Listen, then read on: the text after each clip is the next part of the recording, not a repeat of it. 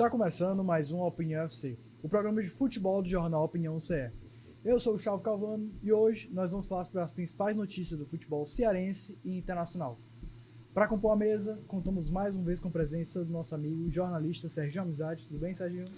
Bom, Gustavo, prazer estar aqui com você, com o Fernando e haja conversa. E um prazer também, mais uma vez, temos Fernando Barbosa na nossa mesa. Tudo bem? Tudo bom, Gustavo, Serginho? Um abraço a você que nos assiste, né? Aí segue o Opinião CE no canal do YouTube, assista ao Opinião UFC. Clica lá no sininho, né? Se inscreve, clica no sininho para receber as notificações. E hoje tem assunto, né? Tem assunto.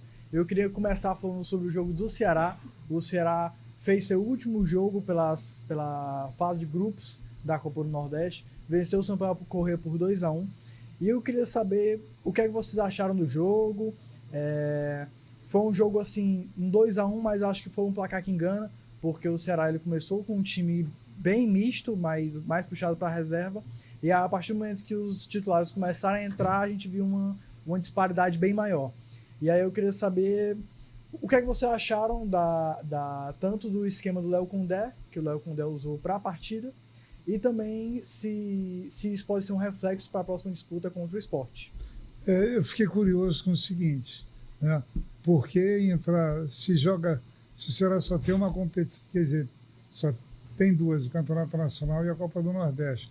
Mas a Copa do Nordeste está quase só tendo um jogo por mês, né? Por que ele teria poupado? Eu fiquei pensando sobre isso. Aí depois eu pensei mais ainda sobre isso e verifiquei o seguinte: se o jogador tiver uma folguinha, ele quer tirar folga e tem problema de viagem e treina e não sei o quê. Tem jogador que está sentindo. E, olha, vencer o Sampaio Corrêa no Maranhão não é tarefa fácil para ninguém, né? Tanto que o Sampaio andou fustigando o Ceará com muita chance dentro da partida. Você realmente falou, a hora que o Ceará botou seu time mais entrosado, jogadores e tudo, aí ele conseguiu. Acho que o Condé quis dar uma rodada na equipe, né, até justamente para ele não ficar dependente daquelas poucas substituições que ele fazia, que a gente já estava sabendo mais ou menos de cor, né? Então, no momento que ele faz isso, né, e ele também corrobora, né? Por exemplo, ele perdendo o jogo para o Botafogo, ele deu uma mexida grande na equipe e a equipe foi para cima. Então, o fato daquelas pessoas entrarem e quererem mostrar serviço revela alguma disposição e que o Condé tem lá o time na mão e tudo, né? E foi uma vitória boa do Ceará. Não é fácil você chegar lá e ganhar do Sampaio Corrêa no Maranhão, não. Qualquer jogo que você tiver na casa de um adversário, mesmo que o time não esteja fazendo uma campanha muito boa, é a chance que uma equipe tem de se recuperar e tudo. E a exceção do Bahia, que tem uma distância muito grande para as outras equipes, né, e do Fortaleza, que tinha agora não tem, as equipes são mais ou menos semelhantes. E aí eu queria saber do Fernando, porque a gente sabe que o Sport não está num momento bom, tá numa fase há um bom tempo, ainda está sem vitórias no Brasileirão. E aí eu queria saber se essa disputa contra o Ceará pode ser uma retomada para esse Sport, porque a gente sabe a força que um clássico regional tem, o que é que pode reviver times até. Isso. Então, eu queria saber do Fernando se continua essa expectativa de que o Sport não vai gerar nenhuma ameaça para o Ceará e o Ceará vai ser superior, ou se pode ser um jogo difícil para o Ceará. O fator casa, né, já nesse ponto já beneficiou a equipe do Sport. Obviamente a gente sabe que o time não está numa boa fase, mas é mais uma oportunidade para o Ceará, tendo a noção de que o clássico, independente da fase que esteja o time, como eu já disse, né, clássico nivela, seja um clássico estadual, seja um clássico local. A gente sabe que, por exemplo, o Fortaleza não está numa boa fase, né? Essa temporada não está sendo boa para o Fortaleza, mas a gente sabe que na hora de um clássico rei a coisa nivela. E no caso desse clássico regional, o clássico nordestino, Sport Ceará, as coisas vão ser difíceis, mas é uma oportunidade para o Ceará voltar a vencer fora de casa, né? Porque essa vitória contra o Sampaio Corrêa no sábado passado foi a segunda vitória do Ceará nesta temporada fora de casa. Ele venceu a equipe acho que foi do Sergipe, né? Também pela Copa do Nordeste. Eu sei que fazia um bom tempo que o Ceará não ganhava fora de casa. Exatamente.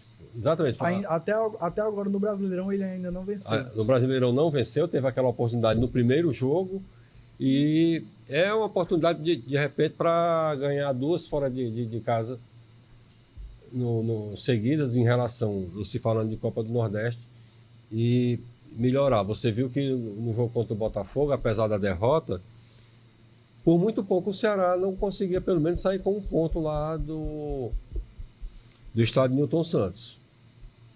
Ali, como se diz, né, o fator sorte de repente pesou ali e o Ceará não conseguiu ali buscar um empate, mesmo estando perdendo por 3-1 já, mas faltou muito pouco. E é bom a gente ressaltar que o Pedro Raul voltou a fazer gol. Isso. O Pedro Raul voltou a fazer gol e foi até uma boa surpresa contra o Botafogo, porque o Botafogo ele se mostrou superior durante uma boa parte do jogo. E aí o Ceará começou a criar umas oportunidades, fez o gol, depois o Pedro Raul apareceu mais uma vez de cabeça, num gol ali do nada para reviver o Ceará na partida, porque já estavam 3-1 se encaminhando para o fim da partida. E agora fez gol também contra o Sampaio Corrêa. E você viu que teve contra o Botafogo, teve aquela mudança de postura de não tentar passar a bola para o Pedro Raul somente por cima. O primeiro gol foi um passe rasteiro, ou seja, eu creio que o Condé tenha dado ali, né, depois, com certeza ele deve ter visto o Opinião FC da semana passada, que a gente tinha comentado. E alguns jogos antes também, alguns programas antes que a gente falava com relação a ele não conseguir ler o jogo, né, no decorrer da partida, mas de repente essa coisa da leitura dele só vem pós-jogo, né, para tentar corrigir aquele defeito para o jogo seguinte e não ali no momento. Mas aos poucos eu acredito que ele vai melhorando, como eu já disse. Um dos objetivos do Condé, independente dele ficar pouco ou muito tempo aqui no Ceará, é ele ser conhecido já como um treinador de Série A, não como um treinador de acesso. Porque ele está muito conhecido ainda no futebol brasileiro como treinador do acesso. Ou seja, o que é o treinador do acesso? É que pega um time de Série B, consegue subir para a Série A, mas quando chega ele treinando esse mesmo time já na Série A, o desempenho não é aquele esperado. Talvez seja esse o grande desafio dele como técnico, porque ele tem qualidades, né? Ele é um sujeito agregador, ele tem um comportamento, que o comportamento dele praticamente não varia, ele é educado, ele responde a todo mundo diretamente, né? E ele tem esse procedimento muito correto. A gente conversou sobre o problema da leitura das partidas. E eu acho que ele tem uma coisa de... parte do princípio que ele não deve tomar gol. Eu acho que, né, eu senti muito isso na decisão de ascensão de vaga para a primeira divisão, que ele apostou naquele empate contra o Guarani e acabou dando certo, entendeu? Porque lá o Novo Horizontino, não, quem foi que perdeu para o Goiás? O time que não subiu, acho que foi o Novo Horizontino. Subiu o Mirassol, subiu o Ceará. Subiu o Sport, porque a disputa estava mais para ver quem subia, Sport ou Ceará. Sendo que acabou que com o resultado positivo do Sport e negativo do Ceará, o Sport subiu em terceiro colocado, se classificou em terceiro colocado e o Ceará entrou em quarto. Trazendo isso para o jogo Ceará e Botafogo, começamos a falar do jogo Ceará e Botafogo também, o primeiro tempo do Ceará contra o Botafogo, o Ceará não atacou. Isso. O Ceará foi dominado pelo Botafogo, entendeu? E um domínio que aí obriga, os seus alas não sobem, tudo. É evidente que teve uma falta ofensiva do Matheus Bahia, Mas, entendeu? De qualquer maneira, o Ceará ficou muito atrás e vai ficando. Então, E terminou levando um gol no final É. da etapa, né? Pedro Raul fica lá solitário, como se fosse o Robson Crusoe numa ilha, entendeu? Fica sozinho. Não é brincadeira, não. Ele tira mais bola do fundo do baú para fazer gol. Porque você vê que quase não aparece chance. Teve uma no primeiro tempo, que aí a bola sobrou e tudo, mas aí o juiz já tinha marcado impedimento, entendeu? Aí a jogada não se concretizou. O Ceará precisa urgentemente de um outro meia, sabe? Que tenha qualidades ofensivas.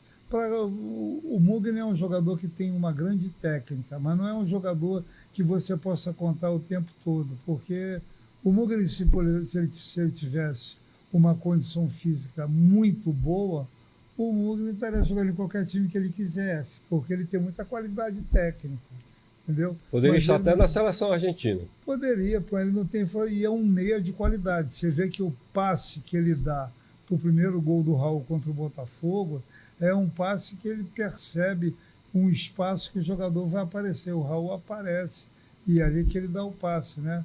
E o Raul aparece e toca a bola de esquerda para dentro, do lado esquerdo do goleiro também. Eu torço para o Ceará agora nessa janela aí, nesse período que vai ter, contratar um meia, ou então jogar esse Rômulo para cima. Esse garoto jogava tanta bola, jogou no Novo Horizontino e o Palmeiras comprou, foi sim. isso? Entendeu? Aí emprestou para o Ceará para ele justamente ganhar uma cancha e tudo. O jogador era muito verde. É um jogador que tem qualidade, né? Mas é um jogador que tem muita coisa. É a primeira vez que o sujeito sai de casa, aí totalmente não se adapta, aí tem hora que tem saudade, quer voltar e tudo, e entra sempre faltando 10, 15, 20 minutos, tudo, né? Quer dizer, tem uma série de problemas. Precisa ser muito trabalhado ainda ele. O psicológico, principalmente. O Ceará precisa de 2 jogadores no meio campo. Eu acho que precisa. Ou então fazer 3 Dieguinhos assim, pega um papel carbono, que nem a gente pegava antigamente, carimba aqui, carimba ali, carimba aqui. Ponto, 3 Dieguinhos, que defende, ataca, erra, quando botou aquela mão pro alto também e sofreu o pênalti, né? Mas é um jogador de uma vitalidade impressionante, muito bom jogador. Vamos ver como é que as coisas vão correr aí nesse período de recesso. E antes de sair desse assunto do Ceará, eu só queria ressaltar uma estatística que apareceu para mim durante o final de semana, que o Serginho até comentou despretensiosamente aqui na conversa, falou de um lance impedimento do Pedro Raul. E aí, uma matéria que o GE fez, ele apontou o Pedro Raul como o jogador que fica mais impedido na Série A. Então a gente vê aí que essa falta de atividade no ataque pode causar isso no centroavante, né? Porque muitas vezes o centroavante ele se posiciona, ele avança na esperança de receber um passe, e aí como fica esse toque muito de lado, acaba que ele avança e ele não vai voltar correndo, porque ele vai ficar indo e voltando, indo e voltando. Então ele avança e volta andando, sendo que nessa volta andando, muitas vezes ele recebe o lançamento que ele queria há um tempinho atrás. Isso. Então a gente vê uma falta de efetividade no ataque, apesar dessas melhoras que a gente apontou aqui do Ceará nos últimos jogos. Mas agora, mudando um pouco de assunto, eu queria falar sobre o Fortaleza, que o Fortaleza vai jogar sua última partida antes da pausa para o Super Mundial de Clubes, que é contra o Santos. Vai jogar dentro de casa, aqui na Arena do Castelão. E é um jogo que pode ser muito bom para o Fortaleza, até porque o Fortaleza ele ainda está na zona de rebaixamento e pode ser uma esperança dele sair dessa zona e se afastar ainda mais, porque vai enfrentar outro time que está na zona e, aliás, sem o Neymar, porque o Neymar na partida passada fez aquele gol de mão, que foi expulso e está fora da partida. Então a gente vê aí que pode ser uma oportunidade do Fortaleza até antes mesmo dessa pausa do Super Mundial. A gente comentou no programa passado que essa pausa pode ser um divisor de áreas para a temporada do Fortaleza, mas antes mesmo já pode começar essa mudança. Então eu acho que pode ser uma partida muito importante para o Fortaleza, mostrar serviço e mostrar um pouco de mudança na postura do elenco, né? Fala com o Fernandão. Porque esse jogo é cheio de expectativas, né? Porque, de qualquer modo, é um jogo de 6 pontos. Tem o detalhe, ele, em vencendo, ele vai para 13 pontos, né? Está com 10, vai para 13, fica 2 do Ceará, por exemplo, que está com 15, e não joga mais pelo Brasileiro antes do Mundial de Clubes. Né? Ele vai ter só, no caso, a 12ª rodada, salvo engano, é contra o Fluminense, lá no Rio de Janeiro. Eu vi a tabela. E em seguida o Clássico Rei. Clássico Rei já. E outro detalhe, é um jogo para o Pedro Raul, já se falou em impedimento, e ele levou nesse brasileiro 2 cartões amarelos por reclamação. Então ele tem que tomar muito cuidado no jogo contra o Fluminense para não tomar cartão, nem fazendo falta ou reclamando. Porque caso ele leve um cartão amarelo contra o Fluminense, ele está fora do Clássico Rei. Mas com relação à Fortaleza, a diretoria está confiante de que vai haver uma mudança de postura para levar um público bom ao Castelão. Na próxima quinta-feira está fazendo promoção de ingressos para ver se atrai, se consegue levar pelo menos entre 35 mil e 40 mil torcedores, que já é um bom público, você levando em consideração a capacidade do Castelão, que é de, arredondando um pouquinho para cima, de 64 mil pessoas. Pois é, e aí, puxando um pouco para esse assunto do Super Mundial de Clubes, eu queria saber de vocês, queria fazer uma dinâmica aqui com vocês, para falar um pouco da expectativa que os clubes brasileiros podem gerar. A produção tem até a imagem da tabela que eu queria pedir aqui, para a gente dar uma olhada. Qual a expectativa desses times brasileiros nesse Mundial de Clubes? Se tem chance de algum poder se destacar? A gente sabe bastante, tanto na questão do investimento, tanto no nível técnico, a disparidade da Europa para o futebol brasileiro. Europa, França e Bahia. Da Europa para o futebol brasileiro. Mas a gente sabe também que é a competição na vida desses clubes, né? Isso. Vai jogar, daqui do Brasil, vai jogar Flamengo, Fluminense, Botafogo e Palmeiras. E aí a gente, apesar de de um momento não tão bom assim do Botafogo, o Fluminense tá ascendendo agora no Brasileiro, o Flamengo ele ainda continua naquela excelente fase dele, mas de vez em quando ele tropeça, o Palmeiras naquela consistência de sempre, mas a gente sabe que o foco dele está sendo nesse Super Mundial de Clubes, porque é um atrativo, né? Um atrativo tanto financeiro quanto para a história do clube, participar de uma competição dessa e quem sabe ganhar uma competição dessa. Impor respeito também, né? Exatamente. E aí eu queria saber de vocês a expectativa para esse Super Mundial de Clubes. Você vai ver os 32 melhores clubes, né, que vem ganhando o título de campeão mundial ou vice-campeão mundial há bastante tempo, né? Então você vai ter grandes equipes. O PSG foi campeão agora, vai estar presente. O Real Madrid vai estar presente. O Atlético de Madrid vai estar presente. O Manchester City vai estar presente. O Chelsea vai estar presente. O Internacional vai estar presente. Então você tem Flamengo, Fluminense, Botafogo, Palmeiras. Então você vai ter, na teoria, no momento, as 32 melhores equipes do país do planeta nos últimos anos, né? E a competição, né, ela tem esse lado aí desse movimento, e aí envolve patrocínio, envolve uma opção de coisa, né? E vai ter muito jogo, televisão e tudo.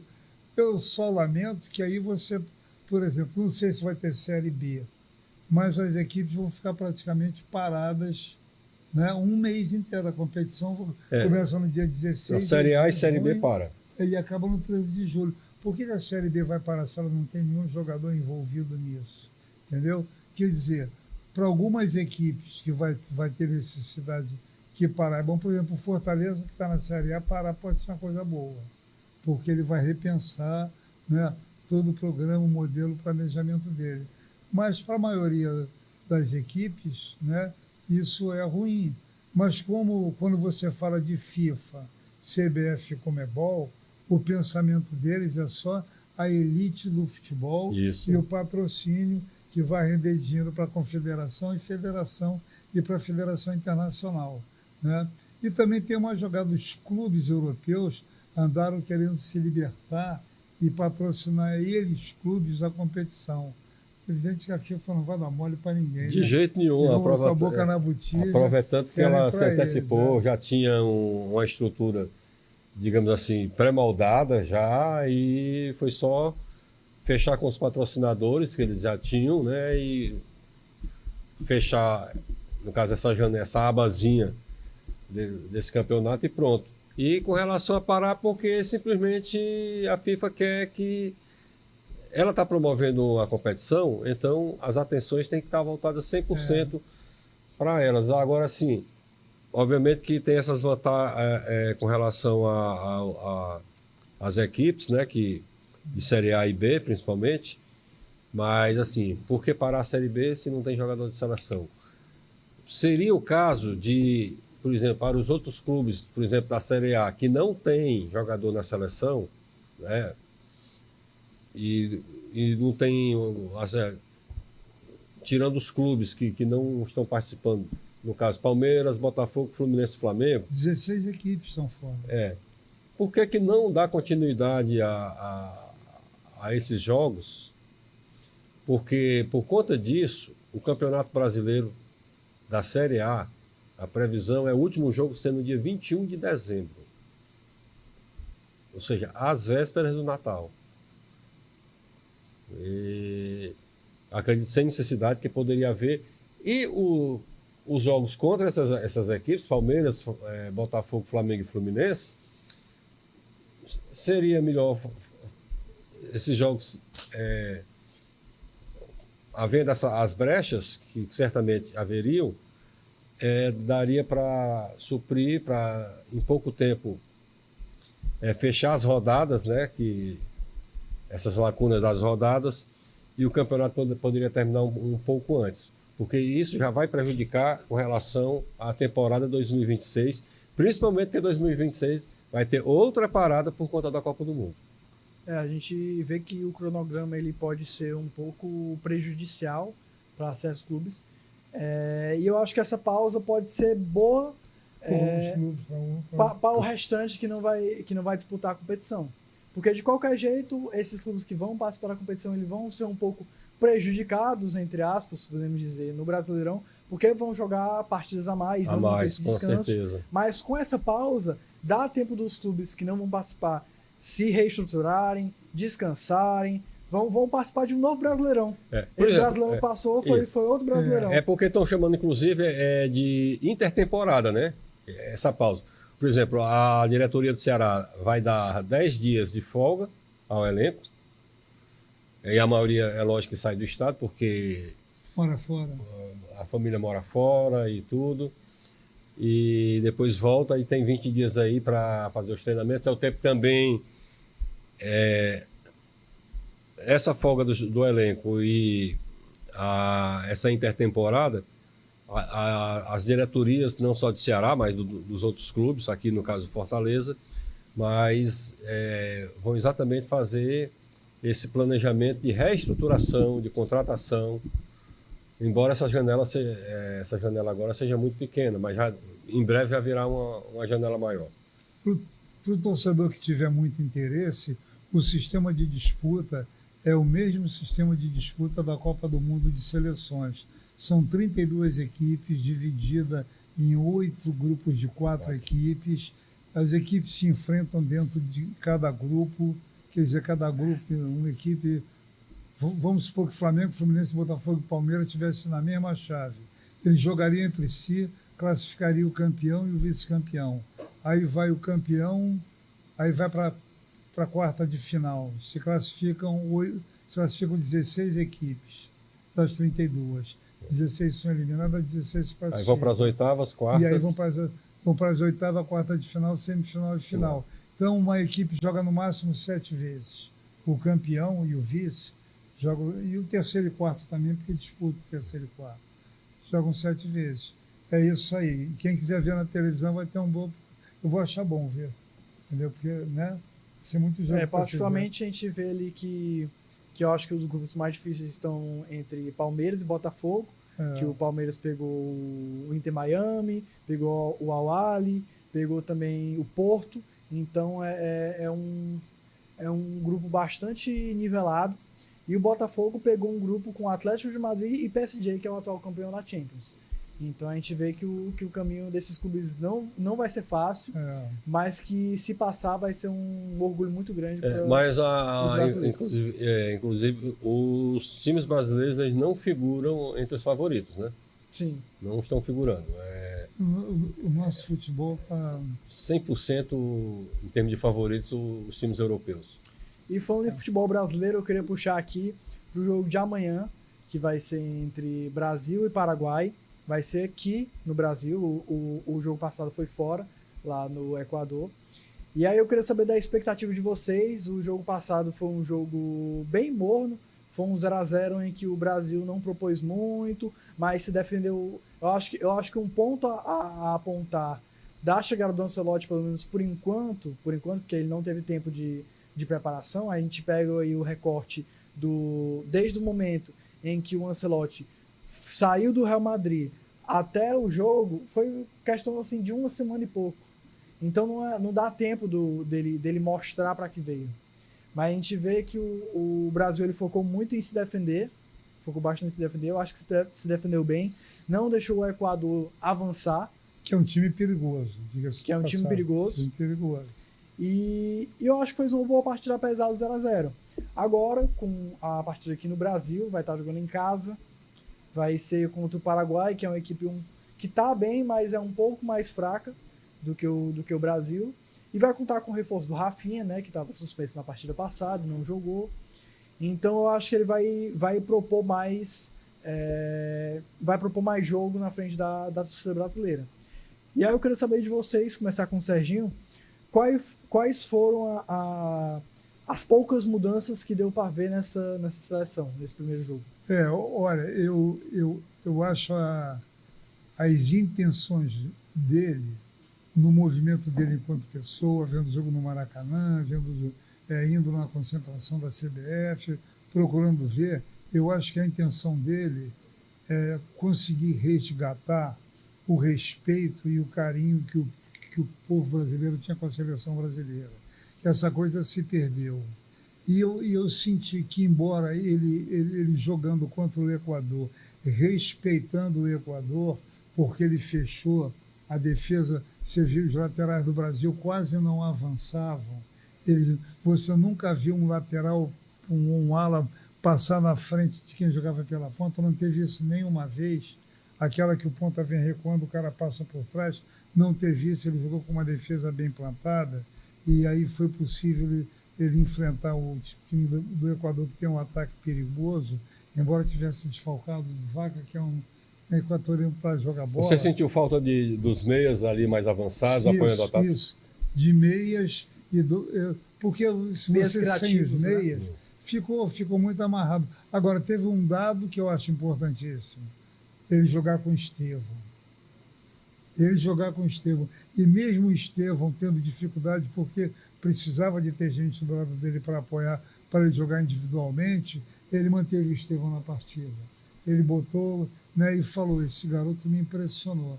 Então você tem, olha, a história gloriosa do futebol brasileiro está ligada, evidente, a uma questão de compreensão do coletivo, do conjunto, mas fundamentalmente ela está ligada ao drible e à decisão de grandes jogadores, como Romário, como Ronaldo Fenômeno, como Ronaldinho Gaúcho, como Rivaldo, Garrincha, Pelé. Então, as grandes vitórias brasileiras estão associadas ao poder decisivo que esse povo tinha, entendeu? Claro que tem um conjunto, que tem um coletivo.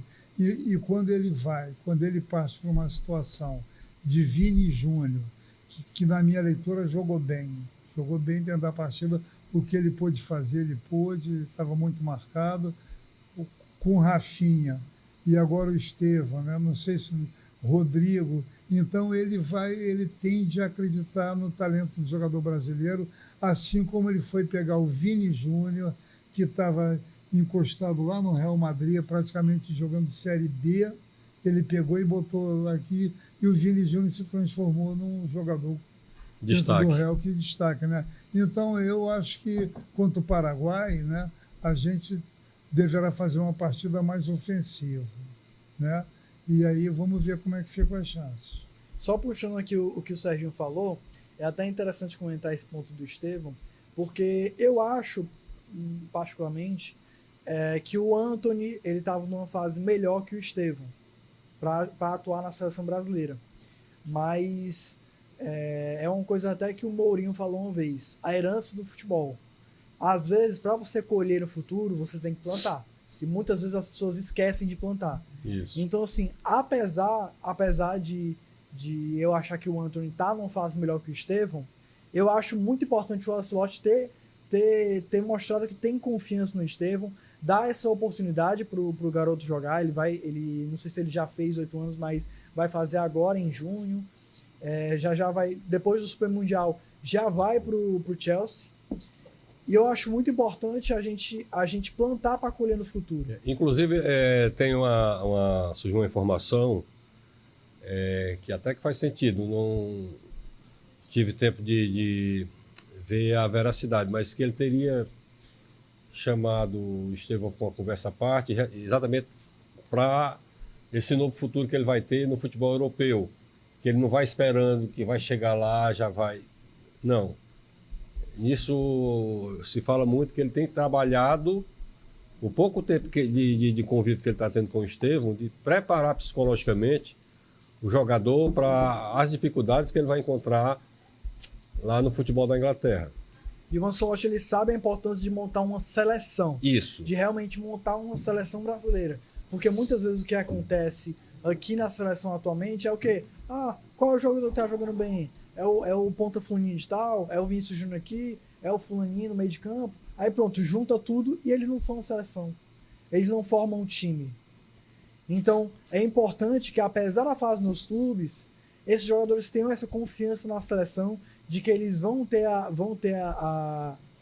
não diria titularidade garantida, mas que eles vão ter aquele espaço para performar na seleção brasileira.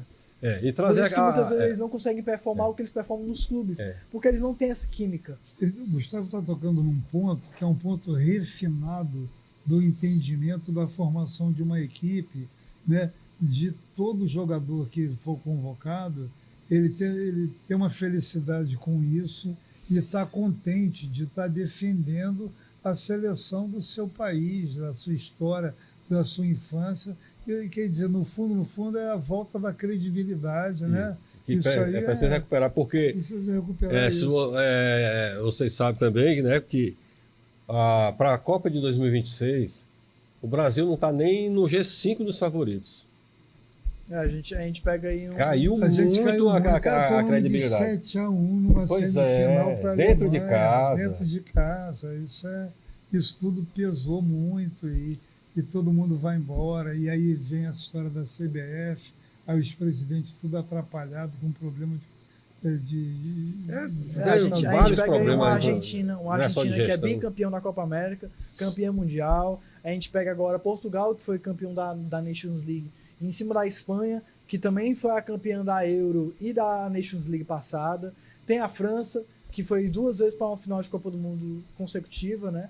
Então a gente pega aí seleções que estão ganhando um reconhecimento e que o Brasil está perdendo. Porque você vê, por exemplo, a Alemanha, aqueles jogadores daquele super time da Alemanha, né? A maioria já encerrou a carreira, mas o futebol alemão ele manteve a credibilidade por conta de estar sendo feito um trabalho de formação de uma nova seleção, com características das seleções anteriores. Obviamente vai ter um aprimoramento até pela evolução do futebol, que é outra coisa que muita gente fala. Você vê os jogos, tanto de seleções quanto de times na Europa, aí você chega no Brasil, aí muitos dizem que não, no Brasil ali já não é mais o futebol, é outro esporte, menos futebol. Isso tanto vale para os times quanto para a seleção. Porque ainda o Ancelotti vai ter um trabalho muito grande para voltar a fazer a seleção virar seleção, voltar a ser seleção. Pois é, e antes de finalizar o programa, eu só queria comentar um pouco sobre um tópico que a gente acabou passando por aqui, que foi Portugal ser campeão da Nations League, com o Cristiano Ronaldo aos 40 anos de idade sendo o artilheiro da competição, fazendo gol na semifinal, fazendo gol na final, sendo um dos grandes protagonistas da seleção. E particularmente eu vi uma mudança de postura na seleção, porque a gente pega Portugal há alguns anos e tinha um Cristiano Ronaldo muito como aquele, podemos dizer, chefe, que às vezes o chefe ele pode passar um pouco do ponto. E a gente via que o Cristiano Ronaldo ele tinha algumas desavenças dentro da própria seleção, com o Bruno Fernandes, com o João Cancelo. Então a gente via que o clima não era muito bom. E hoje, com Portugal com um elenco mais novo, que pegou mais o Cristiano Ronaldo no seu auge, que tem ele como ídolo, você vê que realmente são uma equipe hoje, e que realmente jogam pelo Cristiano Ronaldo. Quando o Cristiano Ronaldo fez o gol, os jogadores foram todos abraçar o Cristiano Ronaldo como um pai, não era nem como um companheiro de equipe que tá voltando eles para a partida, voltando eles para a disputa, mas como um pai que eles estão orgulhosos por ele. Então a gente vê esse orgulho deles, a gente vê essa vontade de fazer o Cristiano Ronaldo vencer, coisa que a gente não via antes e hoje vê, entendeu? Coisa que a gente via na Argentina, que o Messi era visto como um quase Deus lá na Argentina, e os jogadores falaram que davam a vida pelo Messi. Então a gente vê que tá faltando isso nas outras seleções e que tá dando resultado. A Argentina, como eu falei anteriormente, foi bicampeão da Copa América, foi campeão mundial. Portugal agora foi campeão da Nations League. Então a gente vê que o Brasil ele precisa desse coletivo. E já está figurando entre as favoritas ao título da Copa a seleção de Portugal. A Espanha, muitos analistas acreditam que o histórico dela não é muito de se apontar como favorita, por conta das oscilações que ela tem a cada Copa. Você tem aquela expectativa muito grande com a seleção espanhola, de repente ela cai numa segunda fase, inclusive. Quando Portugal fez a Revolução das Flores, o Chico Buarque fez uma música que cantava assim, ele cantava as coisas de Brasil e de Portugal, e ele cantava assim, terminava assim a música: "Ai, esta terra ainda vai cumprir seu ideal, ainda vai tornar-se um imenso Portugal, tomara que a gente consiga montar uma boa seleção." Então a gente espera que a gente vê essa melhora na seleção brasileira, essa mudança de postura, e ainda mais com o treinador do nível do Ancelotti, comecem a ver o treinador da seleção brasileira de cabeça levantada, não olhando para baixo, como a gente via um pouco com o Dorival. Até uma imagem que fica muito na minha cabeça, na eliminação do Brasil contra o Uruguai, nessa última Copa América que tivemos no ano passado, é que os jogadores estavam fechados ali conversando, e o Dorival tentando entrar na rodinha, levantando o dedo. Se lembra? Então a gente vê até uma falta de respeito com o treinador da seleção brasileira, e a gente espera que isso mude. O Ancelotti, ele masca chiclete o jogo inteiro. Ele não vai conseguir abaixar a cabeça nunca. Senão não consegue. Mas é curioso, porque ele de terno, né? Aí ele fica mascando chiclete um atrás do outro. Tu viu uma matéria sobre isso já? Vi. Foram 9 chicletes 9 chicletes numa partida. Mas eu acho que o nosso negócio ali vai ser o meio campo, sabe? Se a gente conseguir ali um meia que chegue junto, tá? Não sei o quê, melhora bastante. E 2 laterais, a gente tinha tanto lateral bom, não tem mais como tinha Marcelo, Cafu, Roberto Carlos, Daniel, né? Tinha muita gente boa. Leandro Júnior. Leandro Júnior. É porque ele já não lembra mais aí, não alcançou, não pegou. Mas Gustavo tá lendo tudo sobre futebol, tá lendo tudo. Pois é, eu queria agradecer mais uma vez a presença de vocês aqui no Opinião UFC. Eu acho que a conversa foi bastante produtiva, passamos de vários assuntos aqui da pauta. E aí fica a oportunidade de a gente conversar mais durante a pausa do Super Mundial, a nossa expectativa da seleção, ainda mais que já vai ter passado esse jogo contra o Paraguai, então a gente já vai ter uma noção um pouco melhor de como está a postura da seleção brasileira, e a gente fazer um programa muito focado no Mundial de 2026, né? Com certeza. E, mais uma vez, muito obrigado, Serginho, muito obrigado, Fernando. Podem dar as considerações finais aí para os telespectadores. Felicidade para todos. Vamos ver se essa seleção consegue jogar bem e tudo, e fazer o futebol, além de vencer a partida, jogar bem e voltar, né, a despertar a confiança do torcedor brasileiro. É isso aí. A semana que vem estaremos aqui mais uma vez falando de futebol, com a expectativa aí de a Selecinha, vencer o Paraguai e já garantir a classificação para a Copa do próximo ano. Até amanhã, fiquem com Deus. Eu também queria agradecer você que assistiu a Opinião UFC até aqui.